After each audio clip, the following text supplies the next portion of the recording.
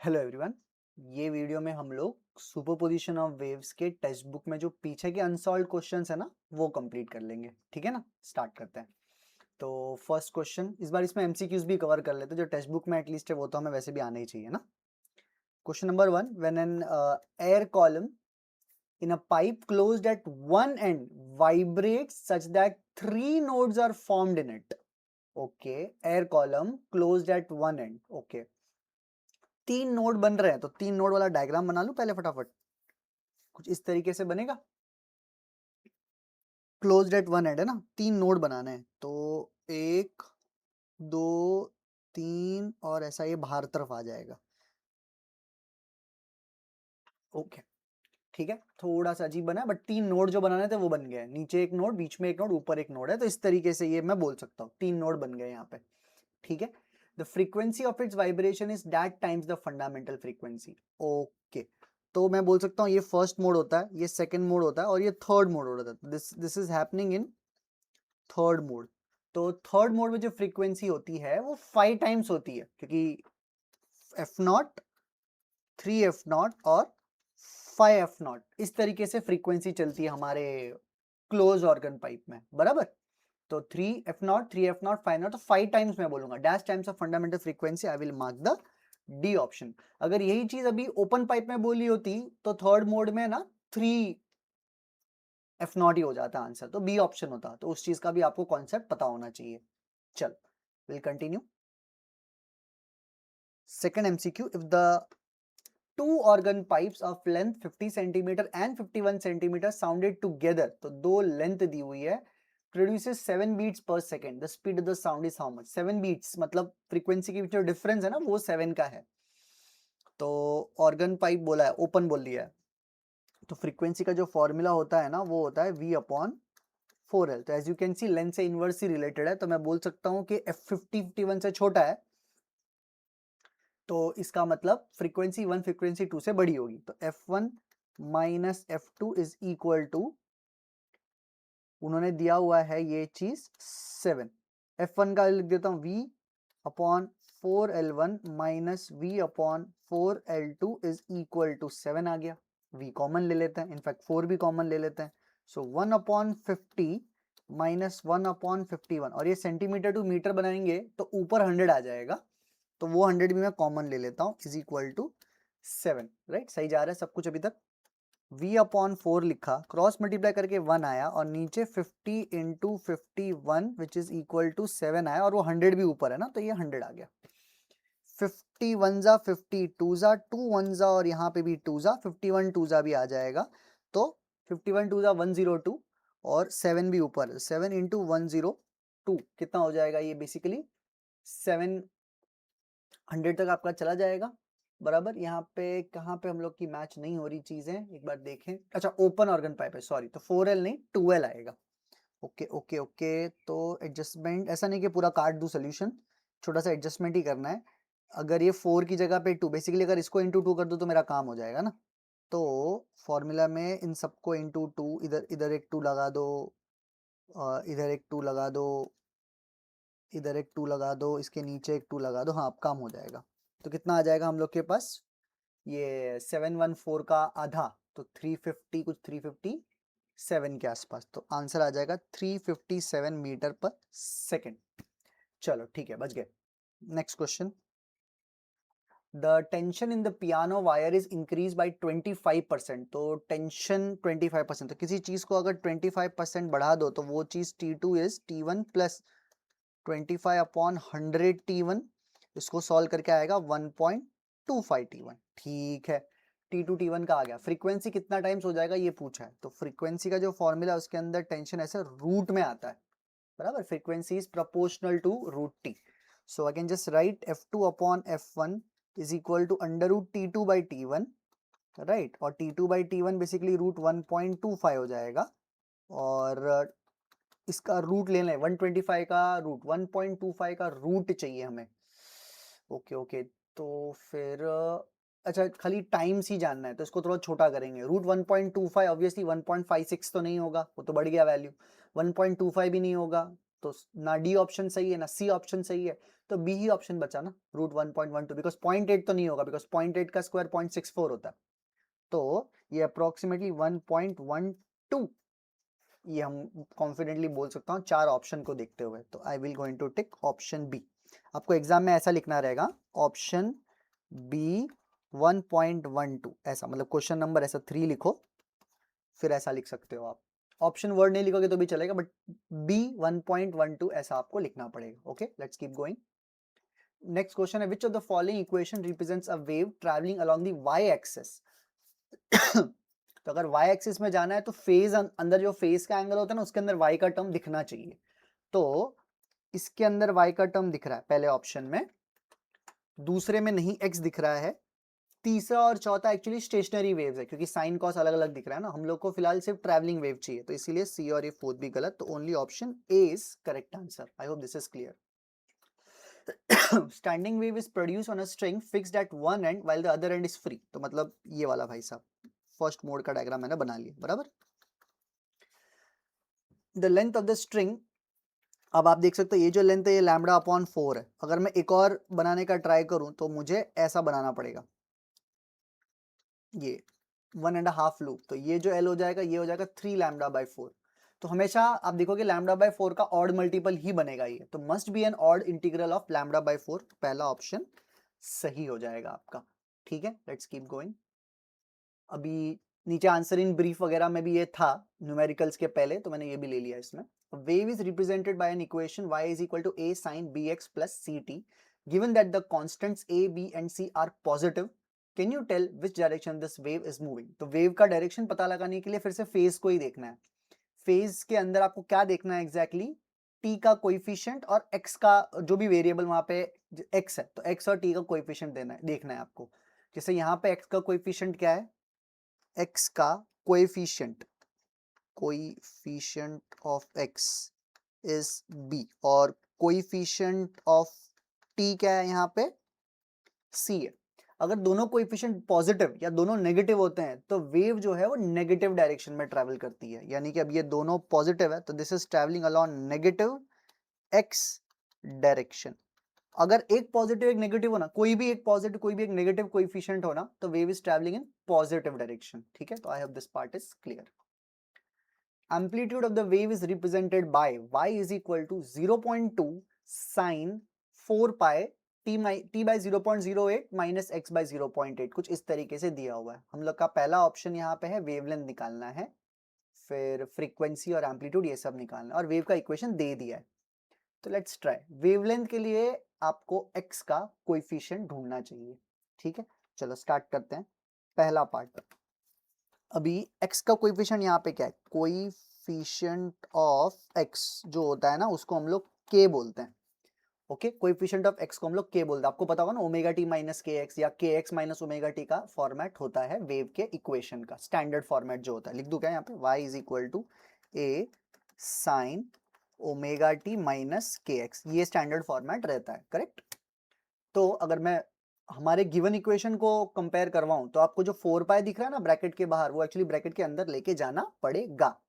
तो जो coefficient of x है वो एक्चुअली यहाँ पे लिया जाएगा 4 पाई अपॉन 0.8। वो 4 पाई अंदर लेके जाओ तो x के साथ ऊपर 4 पाई भी दिखेगा, नीचे 0.8 भी दिखेगा। इसको k लिखना है, k का फॉर्मूला होता है 2 पाई बाय लैम्बडा, और कुछ बोला नहीं है तो ऐसा यूनिट ही मानेंगे। तो 2 पाई और ये 4 पाई का 2 बचा, लैम्बडा ऊपर लेके गया, 0.8 इधर अपॉन 2, तो मुझे लैम्बडा का वैल्यू आ रहा है 0.4 मीटर। तो देयर वी गो, तो लैम्बडा को तो हम ये ले रहे हैं। ठीक है, नेक्स्ट आपको चाहिए फ्रीक्वेंसी। तो फ्रीक्वेंसी के लिए किधर चलें, फ्रीक्वेंसी के लिए अपन टाइम पीरियड या ओमेगा के हिसाब से चल सकते हैं। तो यहाँ पे कोएफिशिएंट ऑफ टी जो होता है उसको हम लोग ओमेगा बोल सकते हैं। अब यहाँ पे कोएफिशिएंट ऑफ टी है 4 पाई अपॉन 0.08, ओमेगा का वैल्यू 2 पाई एफ ले रहा हूँ क्योंकि फ्रीक्वेंसी चाहिए उसको। कुछ फ्रीक्वेंसी नहीं बोली, लाइक एंगुलर नहीं बोला है, मैं लीनियर फ्रीक्वेंसी ही निकाल रहा हूँ। क्या पता एंगुलर फ्रीक्वेंसी ही चाहिए हो उनको, बट सिर्फ फ्रीक्वेंसी बोला है तो I will have to show the linear frequency. ये 2 पाई 4 पाई फिर से 2 बचा, तो मुझे फ्रीक्वेंसी में भी एक्चुअली 0.08 अपॉन 2, यानी frequency 0.04 hertz. This is my answer. C part है एम्पलीट्यूड ऑफ द वेव, तो वो तो डायरेक्ट आपको मिल जाएगी ना, क्योंकि वो जो 0.2 बाहर दिख रहा है ना, वही इसका एम्पलीट्यूड है। तो यानी कि एम्पलीट्यूड है 0.2, दैट्स इट। तो खाली ऐसे आइडेंटिफिकेशन के भी हमें मार्क्स मिल जाते हैं अच्छे से। ओके, चलो, good enough. Next, wave of frequency 500 hertz is travelling with, अब ये प्रॉपर फॉर्मेट हो गया अभी हमारे क्वेश्चन आंसर्स के, तो इसको हम लोग है ना गिवन वगैरह टाइप्स में लिखते हैं ना। चलो, तो given a wave of frequency 500 hertz with a speed 350, तो उन्होंने फ्रीक्वेंसी दी हुई है 500 हर्ट्ज, वेलोसिटी दी हुई है 350 मीटर पर second. What is the phase difference between two displacements at a certain point at time 1 milliseconds apart. तो दो point के बीच में फेज डिफरेंस पूछा है, जिनके बीच में टाइम डिफरेंस डेल्टा टी जो है वो 1 मिली सेकेंड है। मिली सेकेंड मतलब 10⁻³ सेकेंड्स है। ये तो पहला पार्ट है फेज डिफरेंस निकालना, तो फाइंड में पहला पार्ट है फेज डिफरेंस। सेकेंड पार्ट है what will be the smallest distance between two point which are 45 degree out of phase. तो अब डेल्टा एक्स चाहिए for delta phi is equal to 45 degree. Okay, तो ये दो अलग अलग सवाल है अपने पास। ठीक है, लेट्स प्रोसीड। ए पार्ट, तो फॉर्मूला जो हमें चाहिए होगा वो कुछ ऐसा दिखेगा, delta T upon capital T is equal to delta phi upon 2 pi. ये एक फॉर्मूला है, मतलब 2 पाई मतलब रेडियन में, तो सॉल्व करके डेल्टा फाई जो आएगा वो भी रेडियन में ही आएगा। अगर आप 2 पाई की जगह 360 डिग्री यूज करते हो तो डेल्टा फाई भी 360 आ जाए, मतलब डिग्री के टर्म्स में आएगा, सॉरी।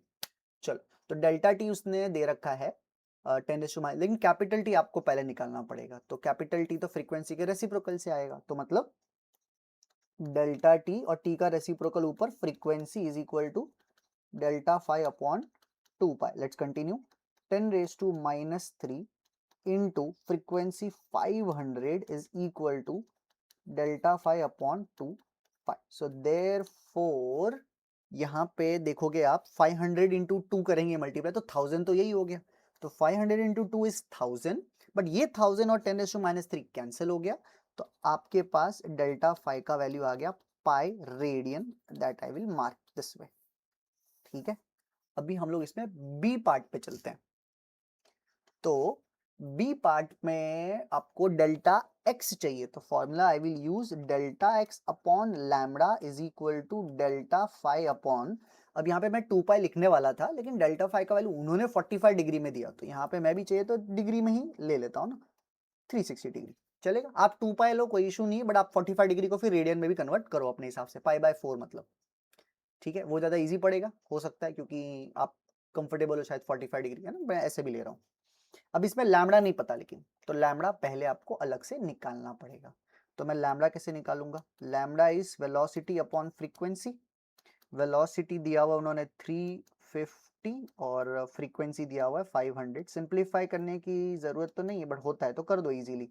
5×7 अपॉन 5×10, तो मैं इसको ऐसे रहने देता हूँ, कुछ और सिंप्लीफाई नहीं करता। अब मैं ऊपर वापस जाता हूँ, so delta X upon lambda is 7/10, तो ऊपर चला गया, is equal to delta 45 upon 360 बराबर। अभी यहाँ पे 45 360 का कुछ ना कुछ तो होना ही है ना। 45 वन जा और 45 कितना आ जाएगा यहाँ पे, मुझे लग रहा है सीधा 45 टू जा तो 90 हो गया, और 90 4 बार, तो ये 8 टाइम्स हो जाएगा, तो ये 8 आ जाएगा यहाँ पे। तो डेल्टा एक्स का वैल्यू मेरे पास आ रहा है 7 ऊपर और 80 नीचे जा रहा है। अभी मीटर में आंसर है, मीटर मतलब हम तो मीटर में ही लाएंगे, हमें थोड़ी आइडिया है कि इसको कहाँ पे छोड़ना है।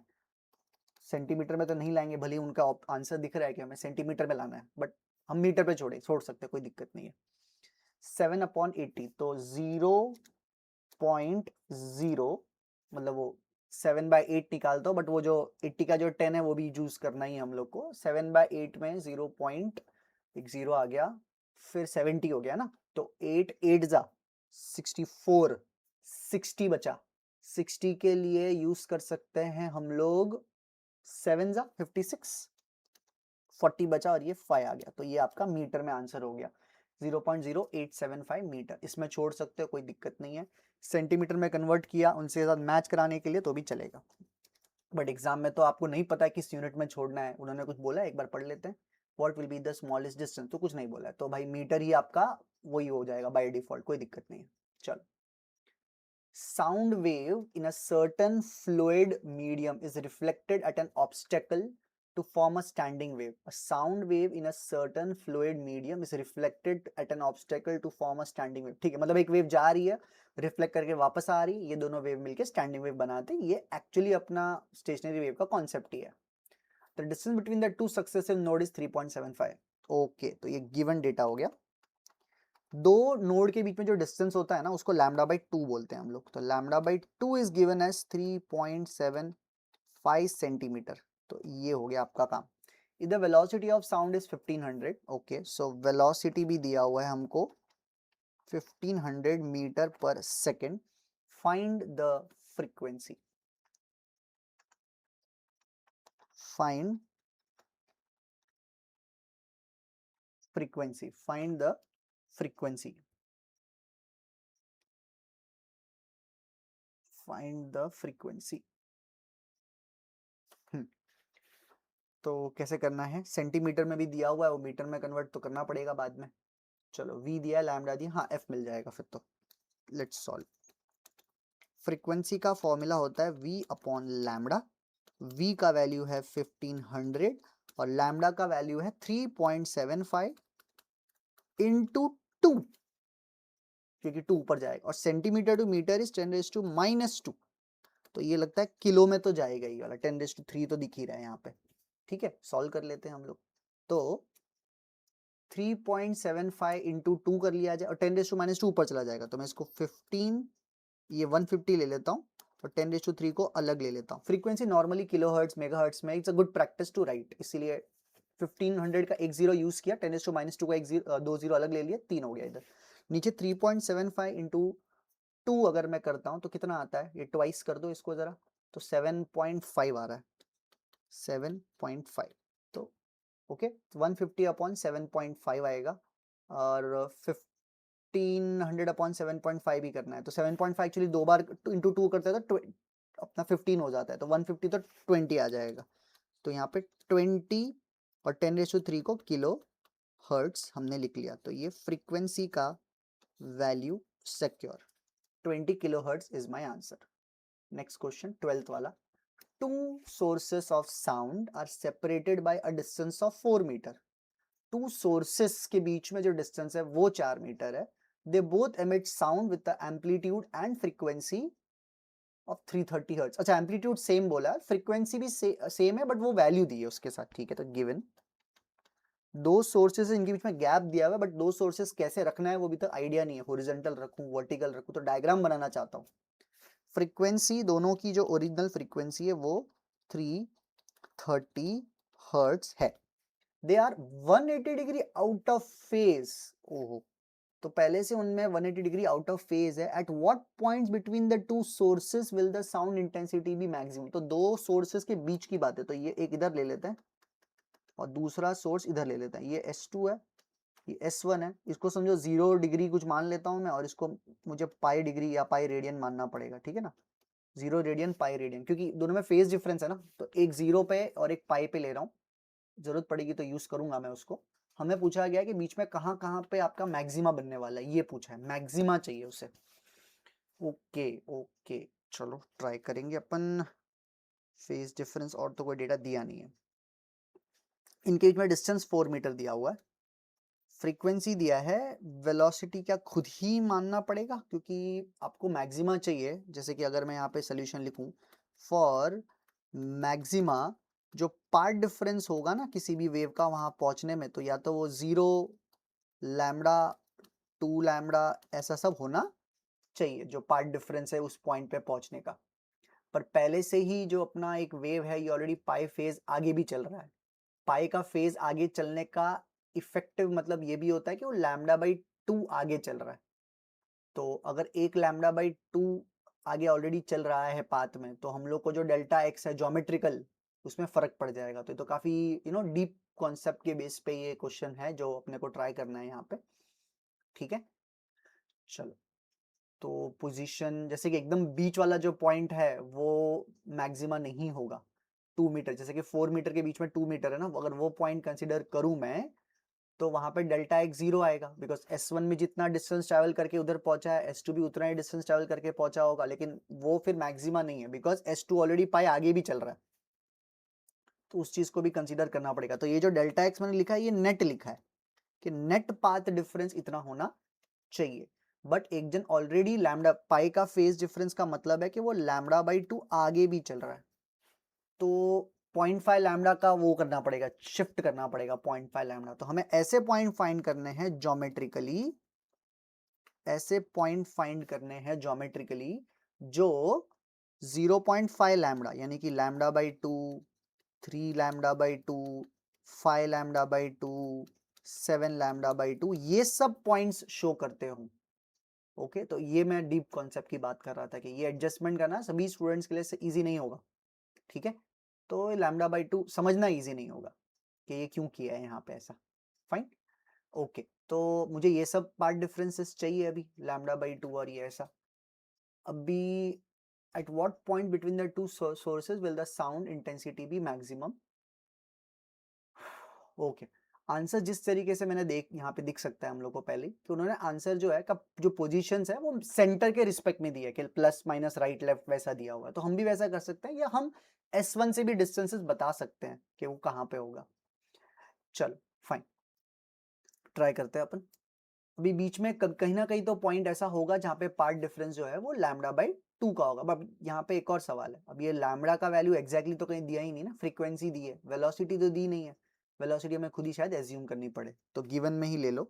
वेलोसिटी ऑफ साउंड 330 मीटर पर सेकेंड ले लेते हैं। तो फाइंड क्या करना है, position of maxima, position of maxima find करना है, ठीक है। तो सॉल्विंग कर लेते हैं, सॉल्विंग में आपको मिलेगा कि हम लोग पहले वेवलेंथ निकाल लेंगे, तो lambda is equal to V upon frequency. तो अभी ये दोनों 330 है, तो ये 1 मीटर का तो लैम्डा ही हो गया। अभी ज्योमेट्रिकल पार्ट डिफरेंसेस अगर मैं लैम्डा का वैल्यू पुट कर दूं तो ये 1/2, 3/2, 5/2 और 7/2 जैसे पॉइंट्स है। अभी 1/2 मतलब 0.5 मीटर, 3/2 मतलब 1.5 मीटर, 5/2 मतलब 2.5 मीटर और 7/2 मतलब 3.5 मीटर। तो ये पार्ट डिफरेंसेस होने चाहिए किसी पॉइंट के लिए, 0.5, 1.5, 2.5, 3.5, 4.5 सो ऑन। अभी हम लोग ये डायग्राम में फिर से बनाऊंगा, तो ये S1 है और ये S2 है और इनके बीच में डिस्टेंस ये 4 मीटर है। तो हम लोग को ऐसे पॉइंट्स ढूंढने हैं इनके बीच में जहां पे दोनों जो S1 से जो आएगा और S2 से जो आएगा ना उनके बीच में जो रास्ते का लेंथ का डिफरेंस होगा ना वो 0.5 होना चाहिए, ठीक है। अभी 0.5 लेट्स, अगर मैं एक पॉइंट ले लेता हूँ यहाँ से, एक लेफ्ट साइड से x डिस्टेंस लेता हूँ, लेफ्ट साइड से x डिस्टेंस लेता हूँ यहाँ पे, तो दूसरे साइड से वो ऑलरेडी 4 माइनस एक्स हो गया, बराबर। तो एक डिस्टेंस x है, एक डिस्टेंस 4 माइनस एक्स है, तो x minus of 4 minus X this will be called as path difference, कि S1 से इधर तक ये P पॉइंट तक आने के लिए x डिस्टेंस चला और P पॉइंट पे S2 से आने के लिए 4 माइनस एक्स चला। अगर इनको सब्ट्रैक्ट करूं मैं तो अपने को पार्ट डिफरेंस जो होगा डेल्टा x वो 0.5 होना चाहिए। तो अगर मैं 0.5 से शुरुआत करता हूं तो मुझे आंसर आएगा यहाँ पे 2x minus 4 is equal to 0.5, उधर जाएगा 2x इज इक्वल टू 4.5, तो x is equal to 2.25 metre. तो एक तो ये वैल्यू आ गई 2.25 मीटर। तो एक तो ये पोजीशन, ये मैंने जो पोजीशन निकाली है ये आपके सेंटर से नहीं है, ये आपके S1 से है, ठीक है। तो 2.25 मीटर ऐसे हो जाएगा, फाइन। ऐसे ही आपको 0.5, 1.5, 2.5, 3.5 डालते रहना है, चेक करते रहना है, और हम लोग को तब तक वैसे पॉइंट्स निकालते रहना है जब तक ये x का जो ये वैल्यू मुझे आ रहा है ना ये 4 और 0 के बीच में रहे, तब तक हम ये कर सकते हैं। तो एक ये 2.25 मीटर आ गया मुझे, बराबर। और पॉइंट्स फाइंड करने पड़ेंगे ना, तो आगे बढ़ते हैं। नेक्स्ट फिर से x minus of 4 minus X is equal to 1.5 आ गया। तो इसको सॉल्व कर लेता हूं मैं डायरेक्टली, तो x इज इक्वल टू मुझे इसमें आएगा 4 प्लस 1.5, तो 5.5/2, 5.5/2 इज 2.75, सो 2.75 मीटर एक पोजीशन है, बराबर। तो 2.25 भी हो गया, 2.75 भी हो गया यहाँ पे। फिर आगे और आई थिंक तीसरा पॉइंट लेने जाएंगे तो वो उस साइड से चला जाएगा। तो लाइक अगर मैं 2.5 लेता हूँ तो फिर 4 + 2.5 6.25, ये भी तो चलेगा, ठीक है। तो x minus of 4 minus X is equal to, अगर मैं 2.5 लेके करता हूँ तो x का वैल्यू आएगा 6.5/2। 6.5/2 इज 3.25। सो 3.25 मीटर भी एक आपके पास आ गया, बराबर। एक और बार कर लेते हैं, x minus 4 minus X is equal to 3.5 लेते हैं तो 7.5/2 आएगा। तो 7.5/2 is 3.75 metre. Now I am sure कि अगर मैं एक और निकालने जाऊंगा 4.5 लूंगा तो चला जाएगा 4 से बाहर। So these are the 4 positions, 2.25, 2.75 और 3.25 और 3.75, ये 4 पोजीशंस हो गए। और ये नोटिस किया अभी मैंने कि सारे पोजीशन मुझे सेंटर के बाद वाले आए हैं, तो एक्चुअली सेंटर के पहले वाले पॉइंट्स भी कंसीडर करने पड़ेंगे अपने को, मतलब टोटल डिस्टेंस 4 मीटर है ना, तो मुझे जो पोजीशंस आए हैं मैक्सिमा के, ये सब सेंटर के बाद वाले हैं, करेक्ट। तो इसका जो पहले वाले पॉइंट्स है ना, उनको कंसीडर करना पड़ेगा हम लोग को। तो उसके लिए एक्चुअली इक्वेशन ऐसा दिखेगा, इस बार 4 माइनस एक्स को बड़ा मानेंगे, तो 4 minus X minus 4 equal to 0.5, 1.5, 2.5, ये सब करेंगे। तो 4 बार ऑल करना पड़ेगा, और चारों वैल्यूज क्या आने वाली है वो लॉजिक से हम पहले ही निकाल सकते हैं। मतलब ये सब वैल्यूज को मैं 4 से माइनस करने लगूं तो मुझे वैल्यूज आएगा, एंड ये 2.25 अगर मैं माइनस कर दूं तो 1.75 आया, तो 1.75 मीटर्स। फिर ये आ जाएगा 1.25 मीटर, फिर आएगा 1, ये आएगा 0.75 मीटर, और ये आ जाएगा 0.25 मीटर। तो ये 8 पॉइंट्स आपके मैक्सिमा के होंगे। नाउ ये तो कॉन्सेप्चुअली मैंने उसको अप्रोच करा। अभी अगर मुझे जिन्होंने जो आंसर दिया उसी टर्म्स में अगर मेरी लाने की इच्छा हो तो हम लोग ऐसा ट्राई करते हैं, चलो उनके हिसाब से ही किया जाए।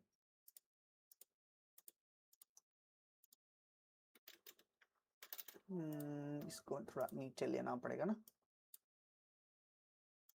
हाँ, अगर मेथड 2 के हिसाब से चलें तो काफी कुछ तो सिमिलर होगा, जैसे कि जो ओरिजिनल एक्सप्लेनेशन उसमें चेंजेस नहीं है कि जो डेल्टा एक्स का वैल्यू है वो 0.5, 1.5, 2.5, 3.5 होना चाहिए। अभी सेंटर को अगर अपन अपना रेफरेंस मान ले, ऐसा अगर ये सेंटर है, ये S1 है और ये S2 है, तो सेंटर से राइट और लेफ्ट में इक्वी डिस्टेंस पे पॉइंट्स होंगे। एक पॉइंट यहाँ पे होगा। अब ये पॉइंट पे जो डिस्टेंस चलना है एक्स्ट्रा S1 को S2 के कंपैरेटिवली, वो कितना एक्स्ट्रा डिस्टेंस ट्रैवल करना है, 0.5 जितना एक्स्ट्रा डिस्टेंस ट्रैवल करना है। तो ये जो डिस्टेंस है, समझो अगर ये मैं इसको x ले लेता हूं, बराबर, तो S1 x डिस्टेंस ज्यादा चल रहा है और S2 x डिस्टेंस कम चल रहा है, ये भी तो बात है ना। x1 x distance S1 x distance ज्यादा चलेगा और S2 x डिस्टेंस कम चलेगा, तो नेट पार्ट डिफरेंस 2x का हो गया। तो ये जो 2x है ये 0.5 के बराबर होना चाहिए, तो x का वैल्यू आएगा 0.25 मीटर। तो इसलिए ये प्लस माइनस 0.25 आपको दिख रहा है, ठीक है। तो ये पहले पॉइंट्स है, x is equal two plus और माइनस 0.25 मीटर।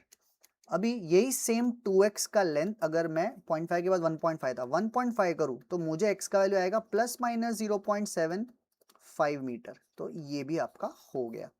फिर 2x इज इक्वल टू मैं करूंगा 2.5, तो मुझे x का वैल्यू आएगा 1.25 मीटर, वापस वही प्लस और माइनस, तो ये भी और 6 पॉइंट हो गए।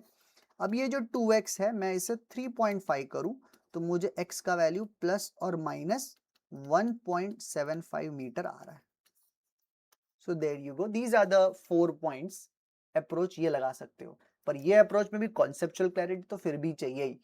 ओके तो कोई एक डेफिनेटली अच्छे से समझ के कैलकुलेट करो। इस definitely this type of sums need revision and practice definitely. चलो लेट्स कीप गोइंग।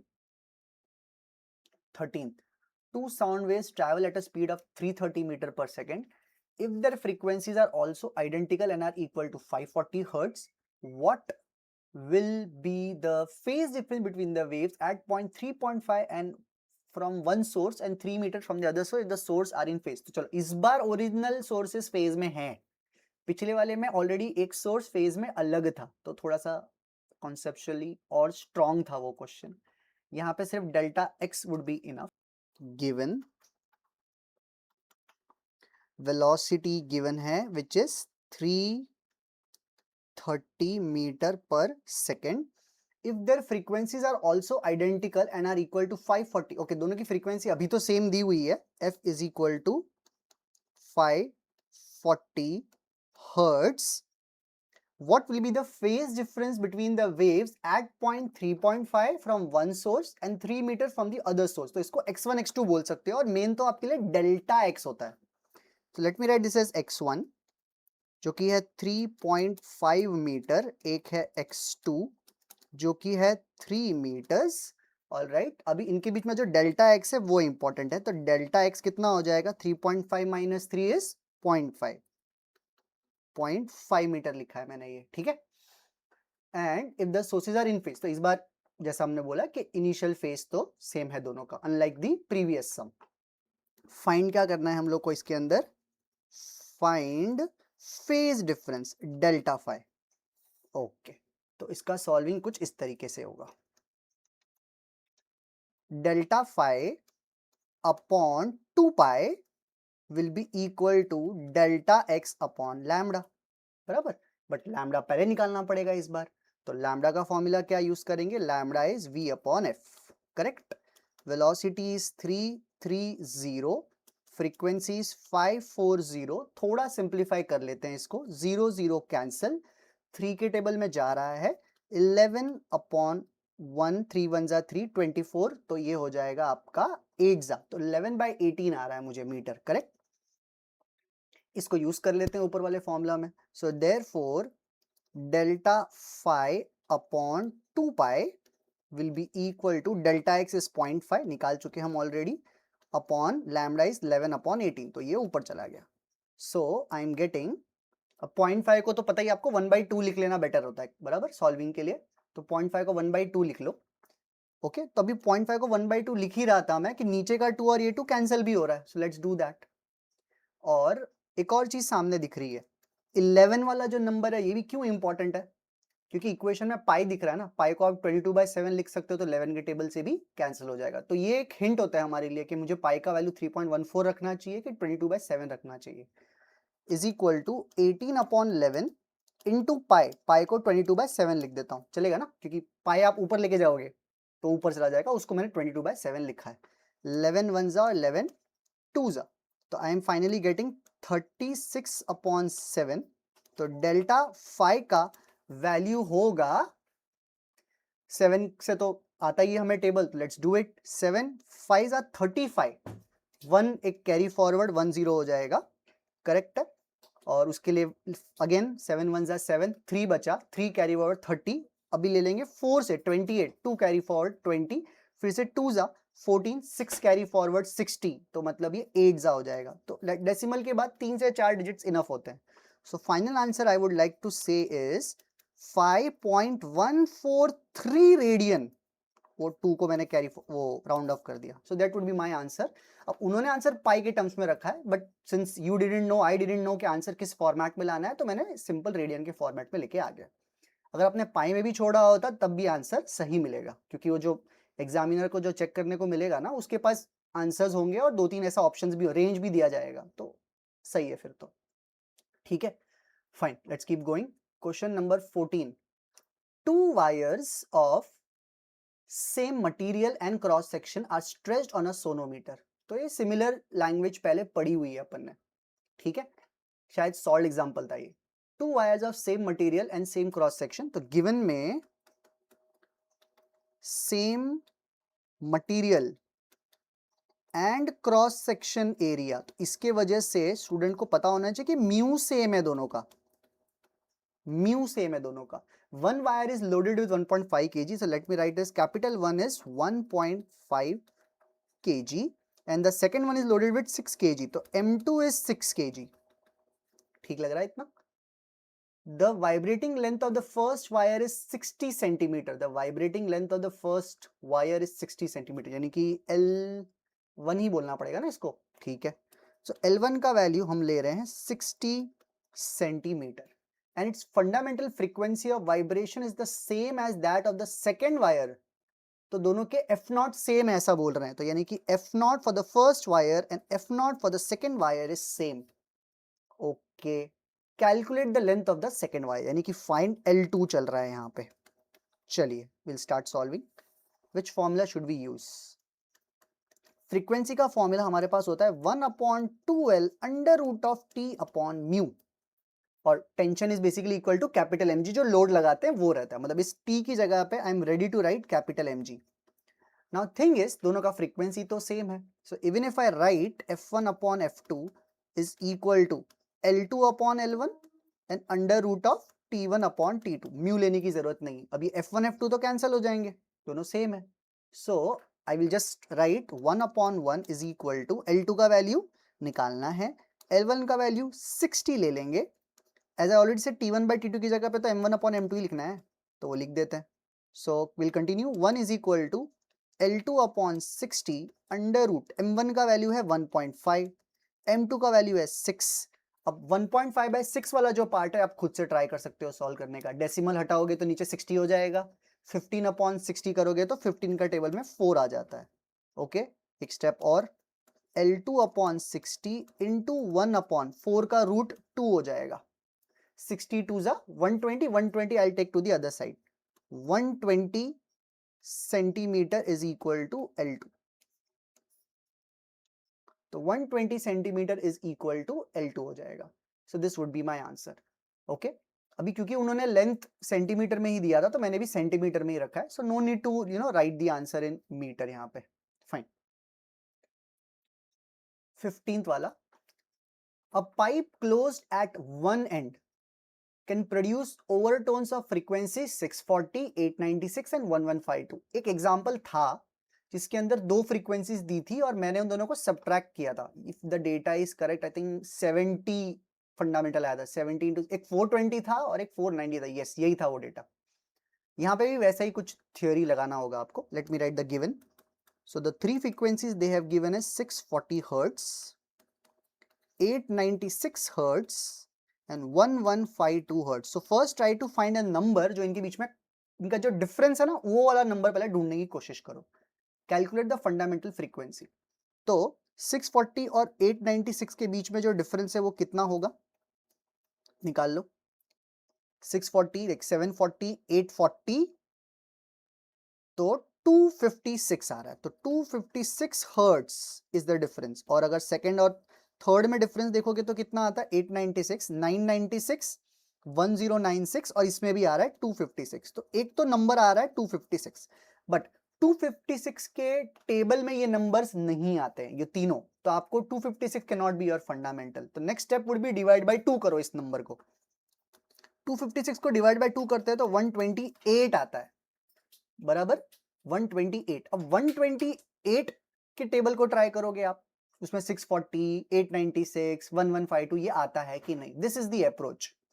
तो अब तो देखोगे ना, तो 640 आपको मिल रहा है, 640 इज बेसिकली 128 इंटू 5 टाइम्स हो जाता है, और ये आपका क्लोज्ड एट वन एंड है ना, तो क्लोज एट वन एंड में याद रखना कि वो उसका ऑड मल्टीपल ही होना चाहिए फंडामेंटल का, like F0, 3F0, 5F0, 7F0, 9F, ऐसे ऑड मल्टीपल ही होते हैं, ठीक है।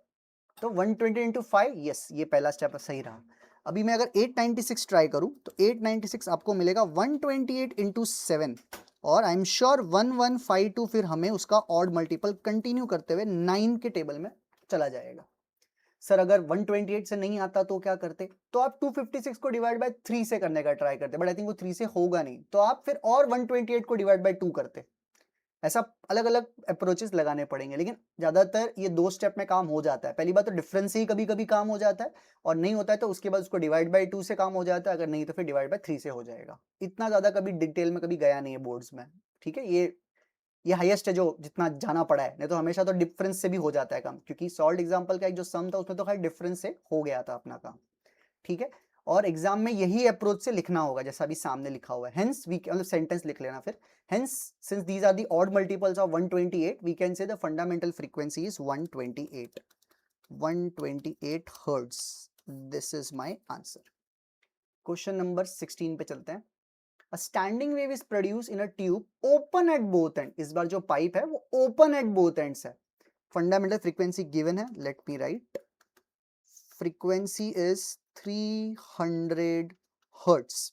What is the length of the tube? Speed दिया हुआ है 340। v is equal to 340 metre पर सेकेंड।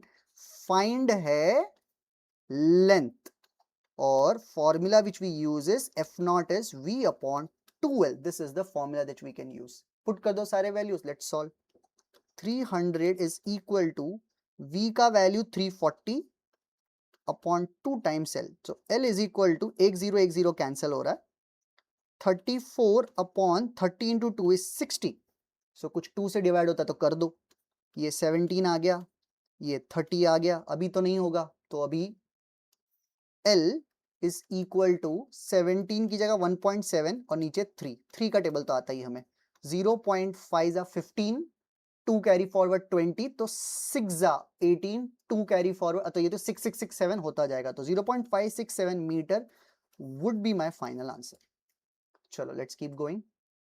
नेक्स्ट क्वेश्चन यहाँ पे 17th वाला।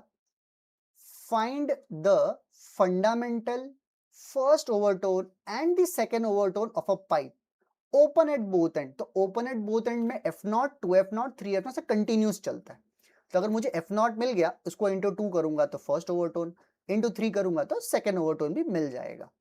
लेंथ दिया हुआ है 25 सेंटीमीटर। तो let me write given length is 25 centimetres. if speed the sound is given, so v is equal to 330 metre पर सेकेंड। चलिए फाइंड f0, 2f0, 3f0। अभी हमने पहले ही कॉन्सेप्ट लगा लिया है कि हमें क्या चाहिए यहाँ पे, f0, 2f0, 3f0। Okay, solution. f0 का फॉर्मूला है v अपॉन 2l। वो वन एंड क्लोज रहता है तो v बाई 4l, ओपन रहता है तो v बाई 2l। ठीक है, कोई अगर कभी कभी पूछता है ना कि कब सर v बाई 2l, कब v बाई 4l, उसके लिए बता रहा हूं। v का वैल्यू 330,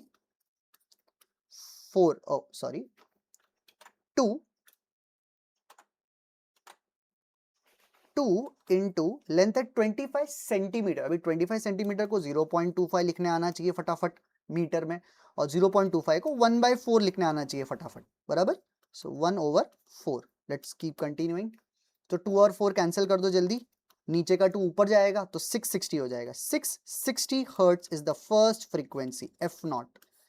और उसका फिर फर्स्ट ओवरटोन, सेकेंड ओवरटोन ऐसा भी लिख सकते हैं अपन। तो this is fundamental first overtone will be 2f0. So 2 into 660 is 1320 hertz. And the second overtone is 3f0. 3 into 660 अगर आप करते हैं तो 1980 hertz रहेगा। Okay, let's keep going. तो ये 3 आंसर हो गए अपने। नेक्स्ट 18 है, एक बार देख लें कितने हैं। 18, 19, 20, 21, 22, 23, 24। ओके, तो 24 तक जाना है। तो 2, 3, 4, 5, 6, 7, तो 7 क्वेश्चंस टू गो। चल फाइन।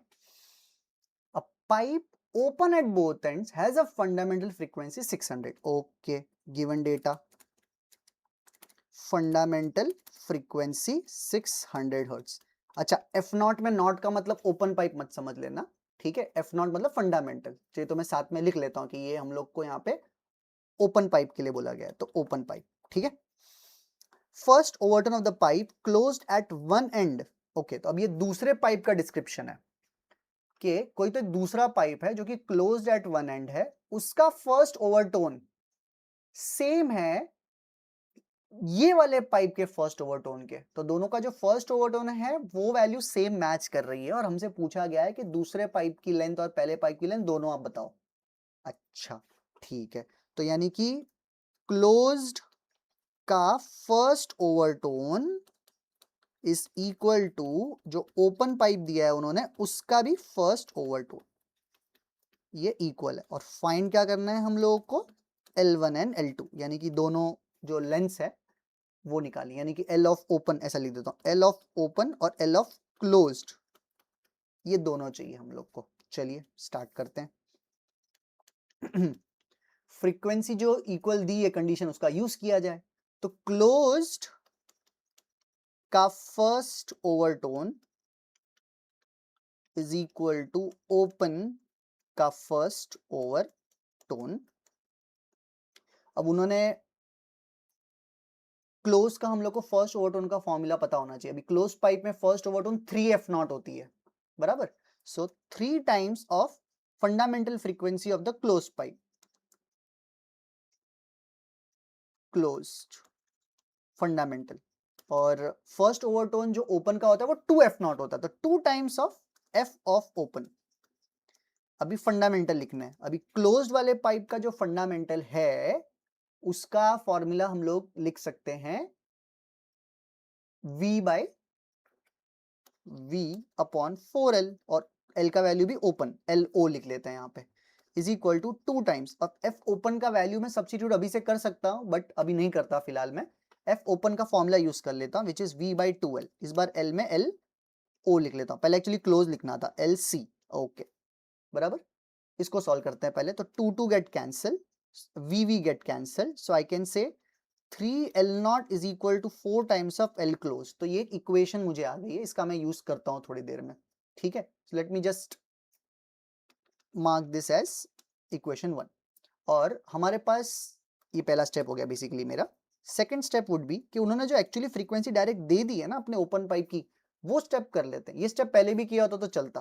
तो F ओपन का फर्स्ट जो फंडामेंटल है वो दिया हुआ है वो लोग ने, which is equal to v by 2l। तो ये पहले कर लेते हैं, ठीक है। F open will be given as 600। Velocity इन्होंने नहीं दिया है, तो let me take this as 330। वो आई थिंक हमें चाहिए होगा, उसके बिना सॉल्व नहीं कर पाएंगे। So let me take this as 330, 330 upon 2l। इसमें l कौन सा लेंगे हम लोग, ओपन पाइप वाले का, राइट। चल कैलकुलेशन कंटिन्यू करते हैं। तो l open is equal to, ये 1010 अभी कैंसिल कर दो, 33 बचा ऊपर, 33 अपॉन 62 जा 120, बराबर। तो ये हम लोग को मीटर में आ जाएगा। अगर सेंटीमीटर में करते हैं तो इजी होगा कैलकुलेशन, इनटू 100 कर लेंगे अपन अभी से, ठीक है। तो this will be in metre. So therefore L open will be equal to, इधर इधर इनटू 100 कर दूं सेंटीमीटर के लिए, 1010 कैंसिल हो गया। सो 330 बाई 12, तो 3 का टेबल कर ले, 11 आ गया ऊपर और नीचे 4 आ गया। So I am getting 110 upon 4, and 4 का टेबल आता है हमें, 4 2 जा 8, 3 कैरी फॉरवर्ड 30, 7 जा 28, 20, 27.5 सेंटीमीटर फिर हमारा आंसर आएगा, अगर मैं वेलोसिटी 330 ले लेता हूँ, which is matching with their result. यानी कि यस, वेलोसिटी को 330 लेना was a right call. Fine, 27.5 centimetre is my open length. और अभी हमने जो इक्वेशन 1 मार्क किया है ना, उससे हमको L क्लोज भी मिल जाएगा। तो ओपन लेंथ तो हो गई। अब 3L0 now, 3L0 was equal to 4 times of L close. So therefore 3 into 27.5 over 4 was equal to L closed, correct. तो इसके आगे का कर लेते हैं काम, बराबर। या तो मल्टीप्लाई बाय 3 पहले करके फिर डिवाइड बाय 4 कर लो, ठीक है। तो LC will be equal to 5 3s are 15, 1 7 3s are 21, 22, 3 2s are 6 8, 82.5 divide by 4. So therefore LC will be equal to 2 0 point, ये 4 2 जा तो हो गया, 4 0 जा लिया, अभी 25, तो 6 जा करेंगे तो 24 होगा, फिर भी 1 0 बचेगा, तो 2 जा और फिर 5। तो this is what I am getting answer. उन्होंने yes 20.625 centimetre. So both are absolutely right. ये दोनों का काम हो गया, LC भी मिल गया हम लोग को और LO भी मिल गया, ठीक है। अगले सम पे चलते हैं। 19th वाला, a string 1 metre long is fixed at one end. Okay, given data, a string 1 meter long, तो लेंथ दिया हुआ है 1 metre, fixed at one end, the other end is moved up and down with a frequency 15 hertz. तो एक दूसरा and free है, तो एंटी नोड है. अभी इसमें फर्स्ट मोड है तो आधा लूप बनाऊंगा, सेकंड मोड है तो एक और आधा लूप बनाऊंगा, डायग्राम नहीं बनाता इस बार. ओके, फ्रीक्वेंसी उन्होंने दे दी है 15 hertz. Due to this a stationary wave with 4 complete loops. इस बार उन्होंने मेंशन किया कि 4 लूप कंप्लीट हैं, तो मतलब 1 2 3 4 और ये लास्ट लूप आधा, 1 2 3 4. This would be my diagram. I hope this is clear. Due to this, a stationary wave with 4 complete loops gets produced on the string. Find the speed of the progressive wave which produces the stationary wave. उनको speed चाहिए. Find v. That's it. Okay. Hint दिया है उन्होंने, पढ़ लेते हैं. Remember that the moving end is an antinode. हाँ भाई, तो हम solid example में भी बोल ही रहे थे, but फिर भी उनका calculation match नहीं हो रहा था हमसे. ठीक है. Anyway, we'll continue this.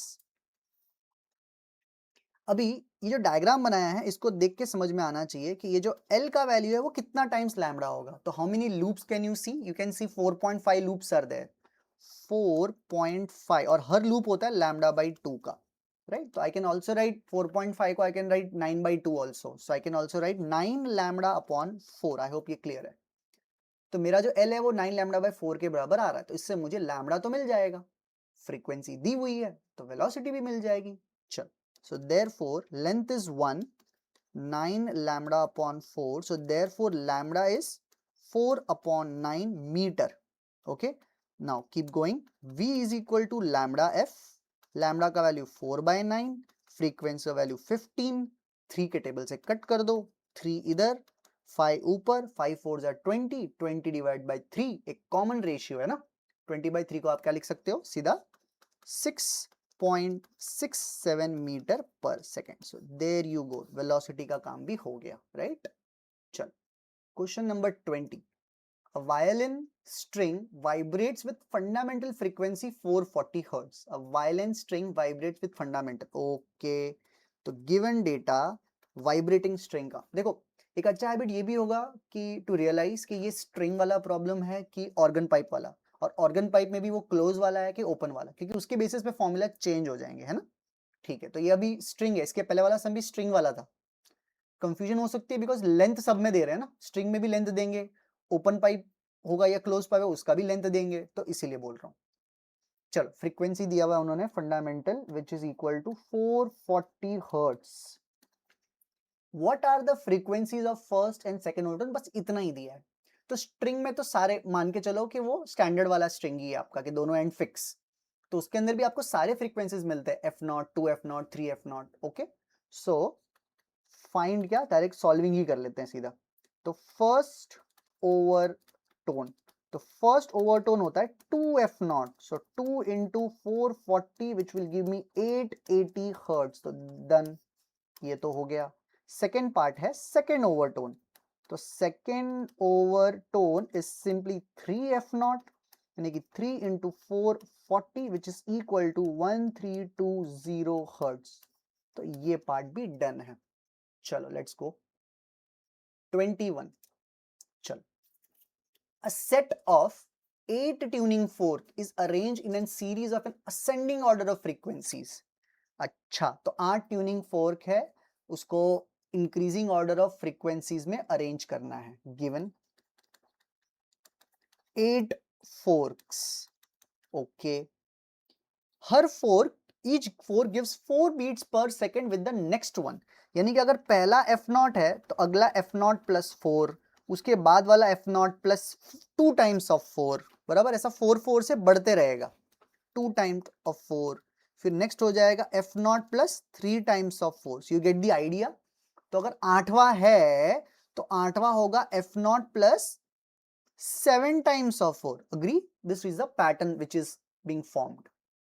हमें पूछा गया है और ये भी बोला गया है कि frequency of the last is twice of the first, यानी कि frequency of the eight is twice of the first, ऐसा बोला गया हम लोग को. तो ये दो कंडीशंस इनफ है सब फ्रीक्वेंसीज निकालने के लिए.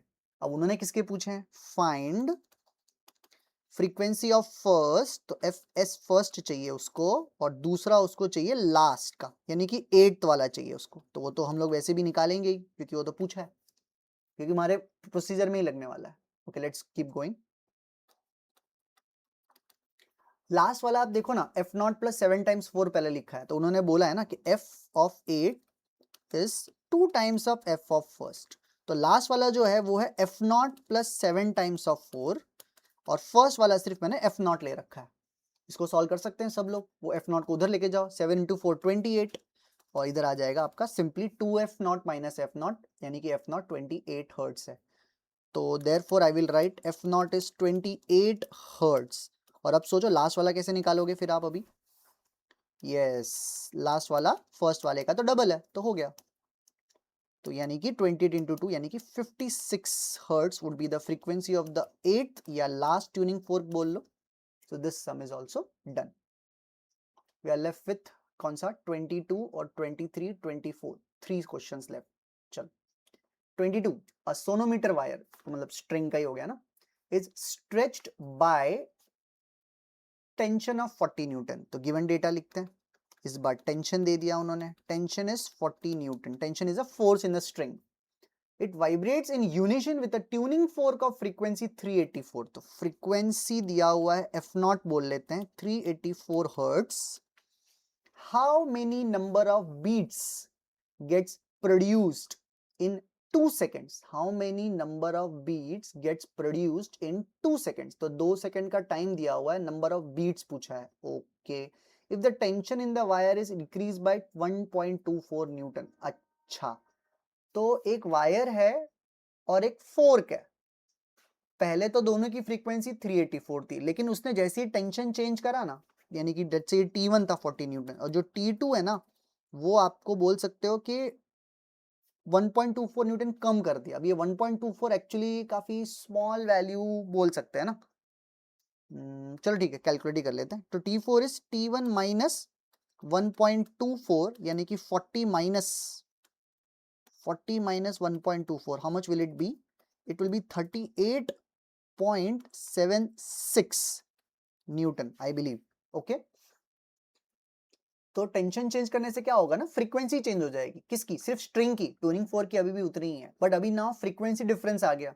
तो फ्रीक्वेंसी डिफरेंस को ही तो बीट्स बोलते हैं, पर बीट्स जो होती है वो 1 सेकंड वाली होती है, उनको 2 सेकंड की चाहिए। तो पहले आप फ्रीक्वेंसी डिफरेंस भी निकालो और बाद में उसको इंटू 2 भी करना पड़ेगा। यस, चलो स्टार्ट करते हैं हम लोग। उसने ओरिजिनल फ्रीक्वेंसी तो दी हुई है, दूसरी वाली आपको निकालनी है। Let's try. Find beats in 2 seconds। चल लेट्स सी कैलकुलेशन चैलेंजिंग रहता है कि नहीं, बिकॉज 38.76 थोड़ा ट्रिकी वैल्यू तो है। Solving frequency is proportional to root t, so I can write f2 upon f1 is under root of t2 upon t1, correct? f2 मतलब नया फ्रीक्वेंसी जो स्ट्रिंग का हो गया, तो वो हमें पता नहीं है। f1 मतलब ओरिजिनल फ्रीक्वेंसी, वो तो पता है 384, is equal to under root of T2 का वैल्यू है मेरे पास 38.76 और T1 का वैल्यू मेरे पास है 40। अब ये पता नहीं कैंसिल कितने से होंगे, तो let me do this ratio वाला कैलकुलेशन यहाँ पे सेपरेटली कर लेता हूँ। 38.76 upon 40 can be written as 3876 upon 4000। तो 4 के टेबल से तो कट ही जाएगा, नीचे तो ऊपर 4 से कट जाए तो मजा आ जाए। 4 9 जा 36, 2 बचा 27, तो 6 जा बराबर 6 जा कितना 24 हुआ, 3 बचा 36, फिर से 9 जा तो 969 इधर आ गया। ठीक है, तो 969 अपॉन 1000, अब इसका रूट भी निकले तो सही रहेगा बराबर। Let's try. हम सीधा लॉग बुक भी यूज कर सकते हैं, अगर 969 सीधा 0.969 ही है ना एक तरीके से, तो वो भी कर सकते हैं। एक जीरो दे दो ऊपर, डिवाइड कर दो, 96.9 आ जाएगा बराबर। Now in this case we can also go for approximation also, so I am thinking approximation कर लेगा। एक बार मैं साइड में कर लेता हूँ कि frequency is proportional to T, तो delta F upon F is half of delta T by T, ये भी एक फॉर्मूला हमारे पास है जो यूज कर सकते हैं, जिससे हमको डेल्टा एफ मतलब डिफरेंस इन फ्रीक्वेंसी डायरेक्ट भी आ सकता है। Let's try this. So delta F upon f कितना है 384 which is equal to half into delta T 1.24, original tension 40 आ गया। तो if I try to solve this तो क्या होता है, delta f is equal to 2 का टेबल इधर इससे भी काट सकते हैं 1 फिर 9 फिर 2 और इधर 4 का टेबल तो 10 और 4 का टेबल यहाँ पे 4 जा 16 32 मतलब 8 जा 48 multiply on the other side 48 into 1.24 कर सकते हो आप लोग भी 1.24 इंटू 48 8 4 जा 32 8 2 जा 16 और 3 19 8 1 जा 8 और 9 4 4 जा 16 4 2 जा 8 और ये 9 4 1 जा 4 2 5 1 19 1 5 so 595 5952 with 2 decimals so 59.52 बराबर 59.52 और नीचे भी एक 10 है तो 5.95 आ रहा है मुझे 5.95 हर्ट्स। तो इसको लगभग 6 ले लिया तो फिर ऐसे ही कर लेते हैं हम लोग बराबर। तो डेल्टा एफ का अप्रोक्सीमेटली मैं 6 ले रहा हूँ, 6 बीट्स ले लेता हूँ। सो इन 2 seconds beats produced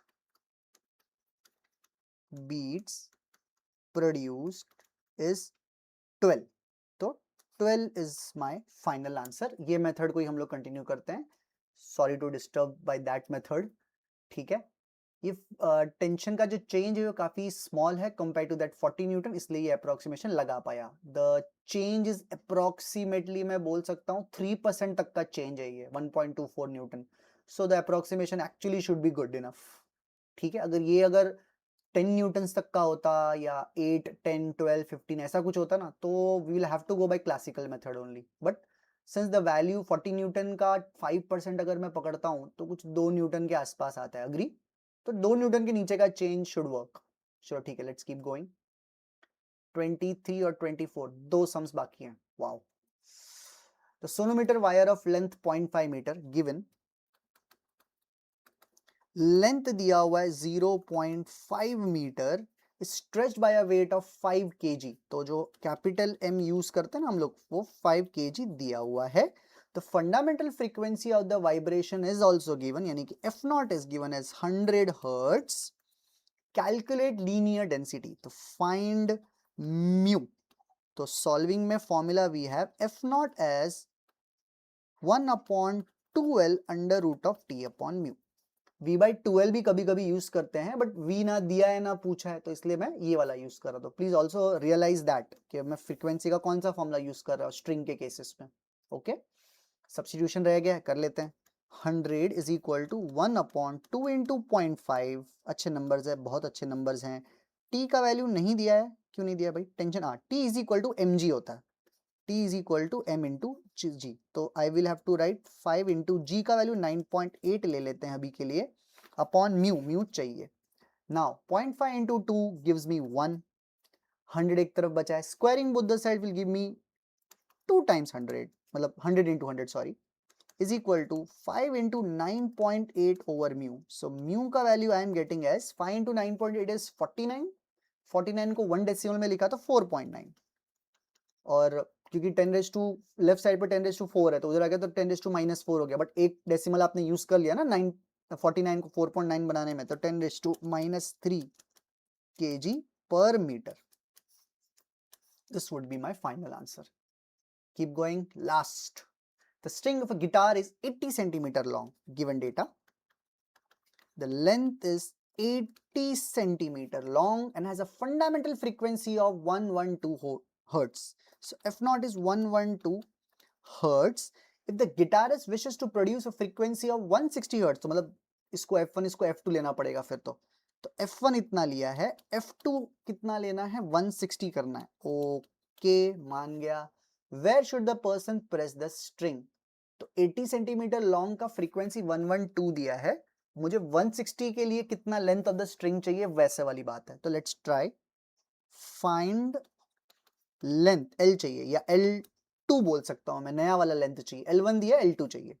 सोल्यूशन, तो फ्रीक्वेंसी के फॉर्मूला में जो लेंथ आता है वो इनवर्सली आता है, बराबर। So I should be able to write F2 upon F1 is equal to L1 upon L2। F2 upon F1 का वैल्यू कितना ले लें भाई, अच्छा दोनों दिया हुआ है, wait wait wait wait, F2 भी तो दिया है, तो F2 का वैल्यू 160, F1 का वैल्यू 112, L1 का वैल्यू 80 और L2 हमें निकालना है। लेट्स होप सब कुछ अच्छे से इजीली कैंसिल हो जाए जो हो रहे हो। चलो आई थिंक 80 और 160 तो बहुत ही ऑब्वियस चॉइस सामने सामने है, लेट्स डू इट। 2 और तो L2 will be 112 over 2 and this is giving me 56 centimeter as my answer. So there you go, 56 centimeter, absolutely fantastic. So 56 centimetre पे अगर हमें चाहिए तो प्रेस कर दो 56 सेंटीमीटर पे 80 सेंटीमीटर वाला। Alright fine, we are done. Thank you everyone, I hope this was very clear. Will stop.